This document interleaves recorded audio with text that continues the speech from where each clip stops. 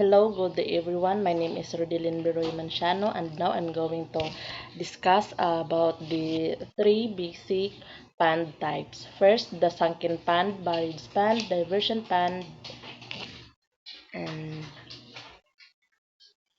let's discuss first the sunken pond. The pond floor is generally below the level of the surrounding land. So for example, ano mo na siya ang land nato or itong area itong ito tapos kan siya naa siya sa pag ikalot siya ibangbang siya nga kanang pond. The pond is directly fed by groundwater, rainfall, and or surface runoff. It can be but is not normally supplemented by pumping. So, ang iyang iyang yung iyang main supply sa tubig is ang groundwater or ang rainfall tapos kanang dili min niya min supplementer kanang pumping. The sunken pond is undrainable or only partially drainable, having a bin built either as a dugout pond or to make use of an existing hollow or depression in the ground, sometimes with additional embankments to increase depth. So second is a buried pond. They are created in the bottom of the valley by building a dam across the lower end of the valley. They may be built in is in a series down the valley. The buried pond is drainable through the old river bed. If large floods are present, the excess water is normally diverted around one side of the pond to keep the level in the pond constant. A diversion canal is built from this purpose. The pond water supply is then controlled through a structure called water intake. Directly fed from a nearby spring, stream, or reservoir where the water enters the pond at point called the inlet and it flows out the point a point at a point called the outlet. To protect the dike, the floods are spillway should be built. So the third is diversion pond. The diversion pond is fed indirectly by gravity or by pumping through a diversion canal which is becomes the main feeder canal. From a spring, stream, lake, or reservoir where the water flow is controlled through a water intake, there is an inlet and outlet for each pond.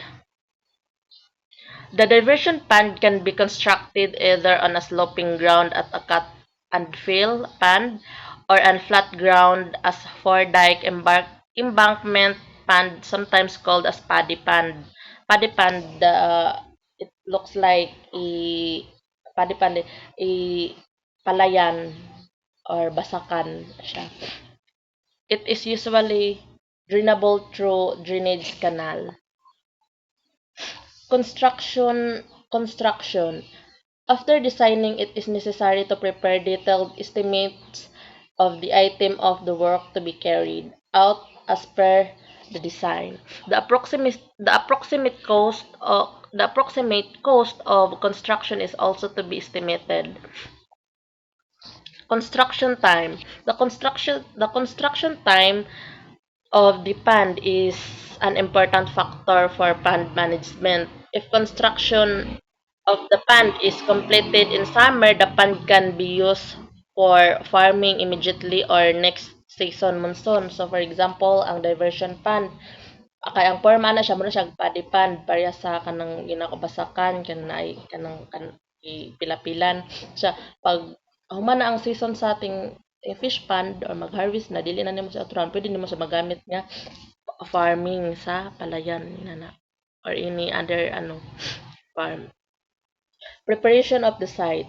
The site should be cleared before the construction. All the bushes and small plants, etc., should be cut and removed along with their roots. The roots should be totally removed, otherwise the leakage problem will arise later on. So dapat uh, pa-discern nimo kanang sugdan ang construction, dapat i-remove sa nimo ang mga gamot-gamot, mga plants nga pwede pa motubo later on kay para dili siya moturok later on mo balik og tunga.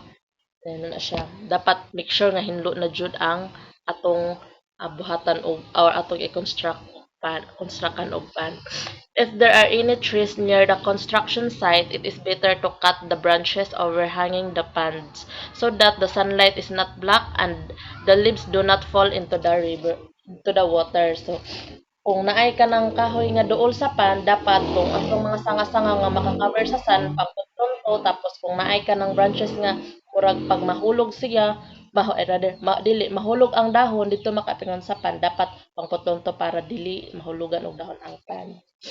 So it is better to have trees near the pond but only 5 meters away from the pond. So mas maayo og naa siya kahoy pero dapat 5 meters away from the pond.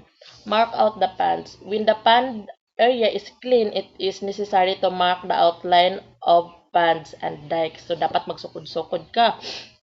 Kuan nimo nga dinhi ang dike, mo ni ang imong kalutan ana.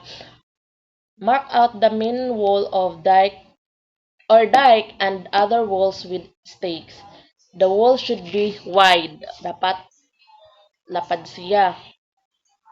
Plan the depth of the pond and the height of walls. The wall should always be at least 30 centimeters higher than the water level of the small pond. At least 50 centimeters higher for a larger pond. So, dapat mas taas gid imong walls kaysa water, malamang naman og imong pataason ng tubig kaysa walls naahan naman way makaali siya.